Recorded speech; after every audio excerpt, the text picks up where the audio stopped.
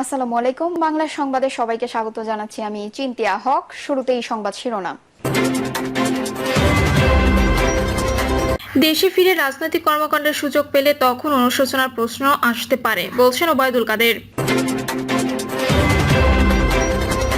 এদিকে বিএনপি রাজনীতি করে জনগণের আস্থা অর্জনের জন্য, অন্য দলকে খুশি করার জন্য নয়, বলছেন শেখ রবিউল আলম। জানাবো 10 মাসেই রাজনৈতিক দলগুলোর সাথে দূরত্ব, ইউনূস সরকারের চাপ বেড়েছে, বলছেন ডক্টর সাখাওয়াত হোসেন শান্ত। এবং সর্বশেষ জানাবো চারদিকে ফ্যাসিস্টদের বৈচিত্র্যময় বিন্যাস দেখা যাচ্ছে, বলছেন রিজভী। শুনছিলেন সংবাদ শিরোনাম, এবারে বিস্তারিত। দেশে ফিরে রাজনৈতিক কর্মকাণ্ডের সুযোগ পেলে তখন অনুশোচনার প্রশ্ন আসতে পারে, বলছেন ওবায়দুল কাদের।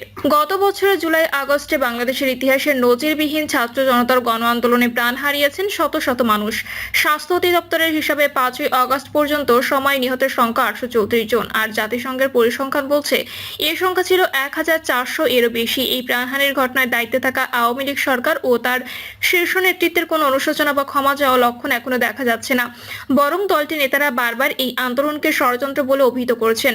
বিবিসি বাংলাকে দেওয়া এক সাক্ষাৎকারে আওয়ামী লীগের সাধারণ সম্পাদক ওবায়দুল কাদের বলেছেন, দেশে ফিরে রাজনৈতিক কর্মকাণ্ডের সুযোগ পেলে তখন অনুশোচনার প্রশ্ন আসতে পারে। তার ভাষায়, ঘটনার বিশ্লেষণে আমাদের ভূমিকা নিয়ে কথাবার্তা আছে।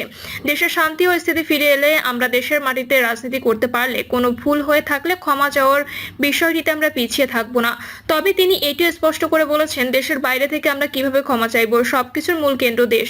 সেই মাটিতেই অনুশোচনা বা ক্ষমা চাওয়ার প্রতিফলন ঘটবে। আন্দোলন প্রসঙ্গে ওবায়দুল কাদের বলেন, এটি নিছক একটি গণ আন্দোলন ছিল না, বরং সাম্প্রদায়িক শক্তির উত্থান ঘটেছে এই সুযোগে। তার মতে সরকার পতনের এই ঘটনাকে গণ উত্থান হিসেবে দেখার চেয়ে বরং এটিকে ষড়যন্ত্র বলে সঙ্গত।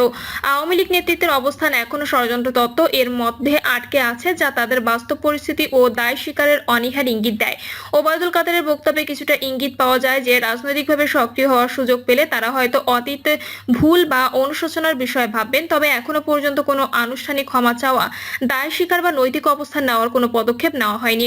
তবে প্রচুর প্রাণহানির পরও আওয়ামী লীগ নেতাদের অনমনীয় অবস্থান নিয়ে সাধারণ মানুষের মধ্যে নেতিবাচক প্রতিক্রিয়া দেখা যাচ্ছে। আন্দোলনে হত্যাকাণ্ড, দমনপীড়ন ও ধরপাকড়ের ঘটনায় আন্তর্জাতিক মহলের উদ্বেগ তৈরি হয়েছে। মানবতা বিরোধী অপরাধের অভিযোগে শেখ হাসিনা সহ দলটির শীর্ষ নেতাদের বিরুদ্ধে বিচার চলছে অন্তর্বর্তী সরকারের অধীনে। এরই প্রেক্ষিতে দলটির রাজনৈতিক কর্মকাণ্ড নিষিদ্ধ ঘোষণা করা হয়েছে। বিএনপি রাজনীতি করে জনগণের আস্থা অর্জনের জন্য, অন্য দলকে খুশি করার জন্য নয়, বলছেন শেখ রবিউল আলম। আমাদের দেশের ছোট রাজনৈতিক দলগুলোর সমস্যা হলো তারা বড় হতে চায় না, জনপ্রিয়তাও বাড়াতে চায় না, কিন্তু ক্ষমতার অংশীদার হতে চায় বলে মন্তব্য করেছেন বিএনপি নির্বাহী কমিটির সদস্য শেখ রবিউল আলম রবি। সম্প্রতি একটি বেসরকারি টেলিভিশনের টক শোতে এসে এ মন্তব্য করেন তিনি বলেন, তারা যদি জনপ্রিয়তা অর্জন ও দলের বিস্তারে মনোযোগ হতো, তাহলে দেশের রাজনৈতিক ব্যবস্থার একাধিক বড় দল গড়ে উঠত। কিন্তু তারা বাস্তবে জনসমর্থন পায় না, শুধু মত প্রকাশ করে। ফলে দীর্ঘদিন রাজনীতি করলেও তারা ভোটের মাঠে কার্যকর হতে পারে না। তাদের থেকে নানা প্রস্তাব ও সংলাপ এলেও জনগণ সেগুলো আমলে নিচ্ছে না। তিনি আরো বলেন, বিএনপি রাজনীতি করে জনগণের আস্থা অর্জনের জন্য, অন্য রাজনৈতিক দলের গ্রহণযোগ্যতা অর্জনের জন্য নয়। প্রতিদ্বন্দ্বী দলকে আস্থা অর্জনের বিষয়টি অপ্রাসঙ্গিক। গণতন্ত্রে এটাই স্বাভাবিক। বিএনপি যদি জনগণের আস্থা অর্জনে ব্যর্থ হয়, তাহলে তো জনগণই তাদের প্রত্যাখ্যান করবে। ভোটের মাধ্যমে ক্ষমতায় গেলে 5 বছর পর নিরপেক্ষ সরকারের অধীনেই আবার সেই ক্ষমতা ছাড়তে হবে, এটাই নিয়ম। এই নিয়ম পূরণ করতে না পারলে যে দলই হোক ক্ষমতার বাইরে চলে যাবে। 10 মাসে রাজনৈতিক দলগুলোর সাথে দূরত্ব, ইউনূস সরকারের চাপ বেড়েছে, বলছেন ডক্টর সাখাওয়াত হোসেন শান্ত। বর্তমানে নির্বাচনের স্বার্থে যেখানে মত মিলবে সেখানে মত দেওয়া হচ্ছে। তিনি বলছেন, বিএনপি কোনো একক দল নয় যে সকল সহযোগিতা শুধু তাদের মাধ্যমে সীমাবদ্ধ থাকে, বরং দেশের অনেক রাজনৈতিক দলই নির্বাচন চায়। কিন্তু প্রধান উপদেষ্টা ডক্টর মোহাম্মদ ইউনূসের দৃষ্টিকোণে বিএনপি বাদে অন্য দলগুলো হয়তো রাজনৈতিক দল হিসেবে গণ্য হন না বা নিবন্ধনহীন দল হিসেবে বিবেচিত হয়। এই মনোভাবই রাজনৈতিক ক্ষেত্রের বিভাজন ও দূরত্ব বাড়িয়েছে বলে মন্তব্য করেছেন রাজনৈতিক বিশ্লেষক ডক্টর সাখাওয়াত হোসেন শান্ত। তিনি বলেন, হানিমুন পিরিয়ড পেরিয়ে গেছে বললে চলবে না, কারণ 10 মাস আগে বিয়ে হওয়া এক নববধূর জন্য 10 মাসের মধ্যে মা হওয়া সম্ভব হলেও রাজনৈতিক ক্ষেত্রে 10 মাসের মধ্যে পরিস্থিতি এত দূর এগোয়নি। এর মাধ্যমে তিনি রাজনৈতিক সংস্কারের অভাব ও সময়ক্ষেপণের কথা তুলে ধরেছেন। তিনি মনে করেন, গণ অভ্যুত্থানের পরে হওয়া নানা প্রতিশ্রুতি ও সংস্কারের নামে যে সময়ক্ষেপণ হয়েছে তা ইতোমধ্যে প্রকাশ পেয়েছে। ডক্টর শান্ত ডক্টর মোহাম্মদ ইউনূসের ভূমিকাও বিশ্লেষণ করে বলেন, 2024 সালে জুলাই মাসের গণ অভ্যুত্থানের পর ডক্টর ইউনূস ছিলেন গণতন্ত্র উত্তরণের হিরো এবং তার নেতৃত্ব প্রকাশিত ছিল, কিন্তু মাত্র 10 মাসের মধ্যে রাজনৈতিক দলগুলোর মাঝে এবং সরকারের সঙ্গে যে দূরত্ব সৃষ্টি হয়েছে তা তার সরকারের উপর চাপ বাড়িয়েছে। বিশেষ করে প্রধান রাজনৈতিক দলগুলো বিএনপি সহ অন্যান্য দলের মধ্যে এই দূরত্ব ও বৈরী মনোভাব স্পষ্ট হয়ে উঠেছে। চারদিকে ফ্যাসিস্টদের বৈচিত্র্যময় বিন্যাস দেখা যাচ্ছে, বলছে রিজভী। সবদিকে ফ্যাসিস্টদের বৈচিত্র্যময় বিন্যাস দেখা যাচ্ছে বলে মন্তব্য করেছেন বিএনপি সিনিয়র যুগ্ম মহাসচিব রুহুল কবির রিজভী। তিনি অভিযোগ করে আরো বলেন, মানুষকে নিরাপদ ও সংখ্যামুক্ত করতে অন্তর্বর্তী সরকারের ব্যাপক ভিত্তিক উদ্যোগ নেই। রাজধানীর নয়াপল্টনে বিএনপির কেন্দ্রীয় কার্যালয়ে এক সংবাদ সম্মেলনে তিনি এসব কথা বলেন। রুহুল কবির রিজভী বলেন, গত বছরের 8 আগস্ট ডক্টর মোহাম্মদ ইউনূসের নেতৃত্বে অন্তর্বর্তীকালীন সরকার গঠিত হয়। এই সরকার গণতান্ত্রিক আন্দোলনে যুক্ত সব রাজনৈতিক দল এবং জনগণের দ্বারা সমর্থিত। সরকারের প্রতি জনগণ বিশাল কিছু প্রত্যাশা করে না, কিন্তু জনগণ চায় আইনের শাসন, আদালত কর্তৃক ন্যায় বিচার, দুষ্টের দমন কিংবা শিষ্টের পালন। আওয়ামী আমলে গণতন্ত্রকামী মানুষকে আইন আদালতের হৃদয়শূন্য নির্মম প্রবঞ্চনা ও কপটতার শিকার হতে হয়েছে উল্লেখ করে তিনি আরো বলেন, বর্তমানে মানুষ আশা করেছিল এ অন্তর্বর্তী সরকারের আমলে শান্তিতে থাকবে ও ভোগান্তি কমবে, কিন্তু এবারের ঈদেও গত 3 দিন ধরে ঢাকা রাজধানী থেকে ছেড়ে যাওয়া যাত্রীবাহী গাড়িগুলো গন্তব্যে পৌঁছতে 5 থেকে 10 ঘন্টা বিলম্ব হয়েছে। মহাসড়কে দীর্ঘ সময় ধরে যানবাহন আটকে আছে। আজ সকাল থেকে 20 থেকে 25 কিলোমিটার দীর্ঘ যানজটের মধ্যে পড়েছে যানবাহনের যাত্রীরা। এ এক চরম দুর্ভোগ। এর উপর চলছে অতিরিক্ত ভাড়া আদায়। দ্বিগুণ তিনগুণ ভাড়া আদায় করা হচ্ছে ঘরমুখ মানুষের কাছ থেকে। এখনো চারদিকে ফ্যাসিস্ট আমলের দখলদার আর চাঁদাবাজদের বৈচিত্র্যময় বিন্যাস দেখতে পাওয়া যাচ্ছে। আইন শৃঙ্খলার পরিস্থিতি ক্রমান্বয়ে অনেক বেশি অবনতিশীল হয়েছে উল্লেখ করে তিনি আরো বলেন, সারা দেশে ছিনতাই আর ডাকাতির প্রকোপ বৃদ্ধি পেয়েছে। ডাকাতি, ছিনতাই, দস্যুতা ও অপহরণের মতো ঘটনা ব্যাপকভাবে বেড়েছে। গত 2024 সালের আগস্ট মাস থেকে চলতি বছরের মার্চ পর্যন্ত প্রায় 14,000 অপরাধ সংঘটিত হয়েছে। গত 5 আগস্টের পর থেকে অপরাধ দমনে পুলিশি তৎপরতা অত্যন্ত শিথিল। পুলিশ এখনো অ্যাক্টিভ হয়নি। মানুষ বলে, শেখ হাসিনার আমলে গায়েবী মামলা হতো আর এখন গায়েবী আসামি হচ্ছে।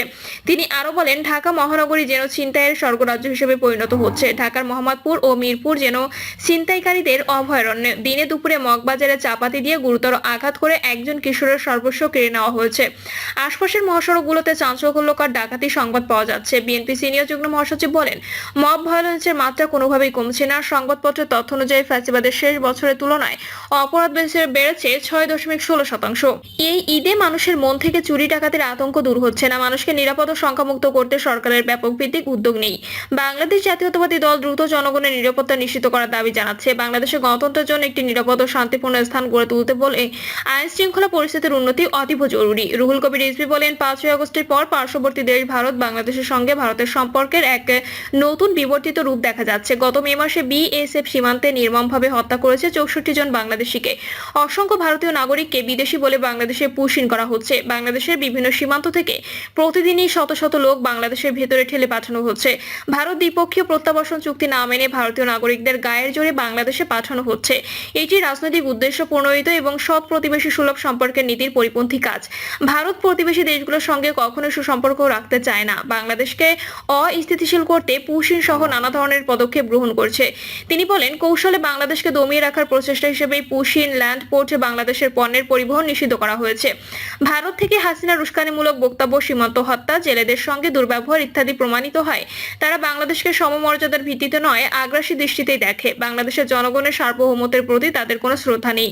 এক সুদূরপ্রসারী মাস্টার প্ল্যানের অংশ হিসেবেই ভারতের নাগরিকদের বিদেশি বলে বাংলাদেশে ঠেলে দেওয়া হচ্ছে। তবে বাংলাদেশের সরকার এই বিষয়ে কেন জোরালো ভূমিকা নিতে পারছে না? বর্তমান সরকারের নেই কোনো উদ্যম, নিষ্ঠা ও মৌলিকতা।